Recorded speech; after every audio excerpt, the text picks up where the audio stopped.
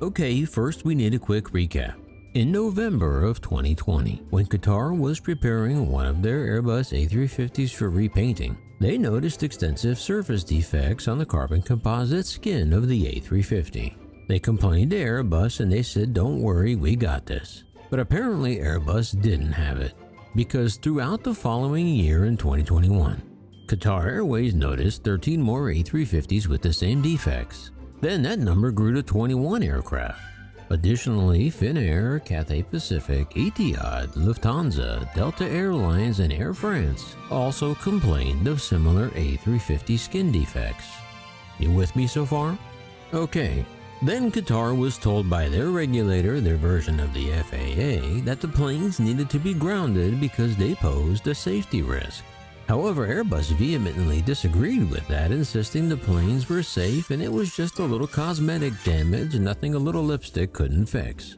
Still not satisfied, Qatar refused to accept delivery of the rest of their A350s on order with Airbus until the issue was resolved. So then Airbus said, "Oh yeah? Well, we're thinking of suing you."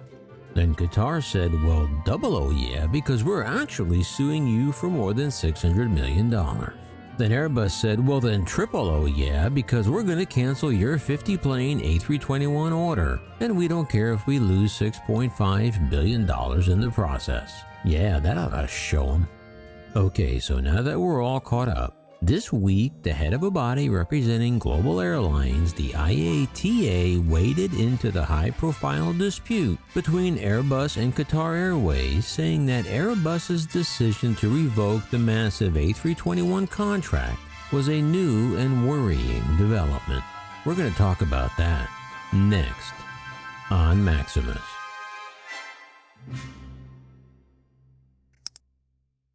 Greetings everybody, Maximus here. Well, as the Qatar Airways Airbus saga continues into its second year now, the IATA has chimed in on the crisis. Who is the IATA? According to their website, the IATA describes itself as the trade association for the world's airlines, representing some 290 airlines or 83% of total air traffic.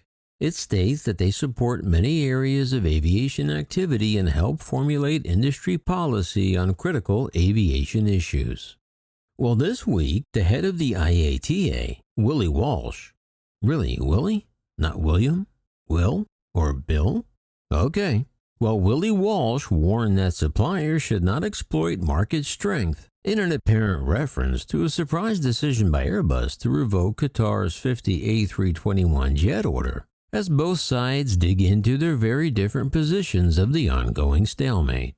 As I spoke about in an earlier video last week, Qatar recently filed a lawsuit in London for $600 million in losses against the Airbus Corporation, as they continue to refuse delivery of any additional A350s until the problem is resolved. So, of course, in response, Airbus, which continues to insist that Qatar's claim masks a purely financial dispute, revoked a separate Qatar order for the A321 jets. But the IATA's Willie Walsh said, "I would hate to think that one of the suppliers is taking advantage of their current market strength to exploit their position, and that is something we are watching very closely," he said. And he is correct about the market strength of Airbus. They have rocketed leaps and bounds ahead of Boeing last year, so they are in fact negotiating from a position of great strength.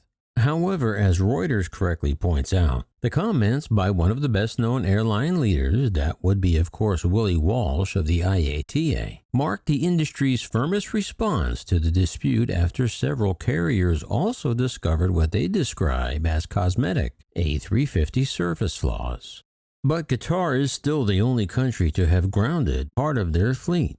The IATA's Walsh is a long-serving airline leader who ran British Airways' parent company IAG, International Airlines Group, before heading to the IATA. He said it was important for ties between airlines and plane giants Airbus and Boeing to return to normal. I'm not sure why he threw Boeing into this mess. They have no dog in this fight. However, the decision to broaden the dispute by canceling the A321neo order surprised many in the industry because suppliers generally cling onto orders unless an airline is unable to pay, which Walsh noted is not the case with Qatar. Walsh said, "I think it is a new development and one that everybody in the industry will be looking at," adding that it was also a worrying step, though he also said when pressed by reporters that he was making general comments. Airbus declined to comment on Walsh's remarks. But in its response to Qatar's lawsuit in an English court, Airbus said that it will deny Qatar's allegations in total. Well, there you have it. That's the latest Qatar Airbus update. As always, I'm interested in what you think. Should a grown man ever refer to himself as Willie? Let me know down below. Oh, and be sure to comment on the whole Airbus Qatar mess too. Hey, if you haven't subscribed to the channel yet, if you could just slide your finger or your mouse over to that red subscribe rectangle and give it a click. I'd be grateful if you did. Plus, where else are you going to get such deep insight on guys named Willie?